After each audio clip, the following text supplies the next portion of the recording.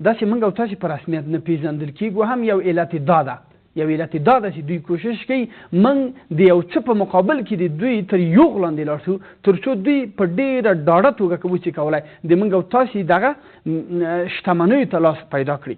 نو بناء جناب فقیري صاحب تاسې وویل چې اسلامي امارت اسلام بدنامه کړی.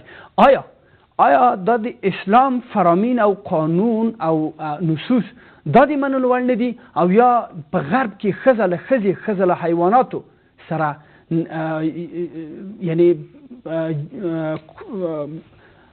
هغه خولې ته مې نه راځي خبره. نو بناء موږ آیا اسلامي هیوادونو تر اوسه غربیانو ته ویلي چې تاسې ولې له سپي سره واده کوئ، ولې له حیواناتو سره واده کوئ، ولې د انسان کرامت دومره ټیټوئ؟ نو بناء غرب چې کاره داسې ماته وایي، هغه غرب چې ما په افغانستان کې مات کړی، هغه غرب چې له مجبوریته له افغانستان نه وتلی، اوس ماته وایي چې ښځه دې داسې کالي واغوندي، ښځه دې داسې ومني، ښځه داسې ولیکي. ما خپله ښځه د ما خپله لور د ما خپله چاپېریال. که چېرې اسلامي امارت ویلي وي چې زه مطلق ډولې ښځو ته حقوق نه ورکوم، شاید زه لومړی کس اوسم چې پورته شم چې ولې ماته یو لوستې مور، ماته یو لوستې لور، ماته یو لوستې خور خدمت کولی شي. خو دا فقیري صاحب دا راسره ومنئ چې د غرب مهمترینه وسله، قویترینه وسله همدغه ښځه وه چې غرب د مسلمانانو په مقابل کې وکاروله. دا راسره ومنئ.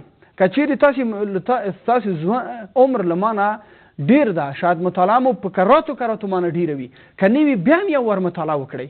تاسې راځئ یو اسلامي تاریخ مطالعه کوئ فقیري صاحب، چې اسلامي نهضتونه، اسلامي حکومتونه، اسلامي مفکوره کومې لارې نه ختمه شوه او خرابه شوه.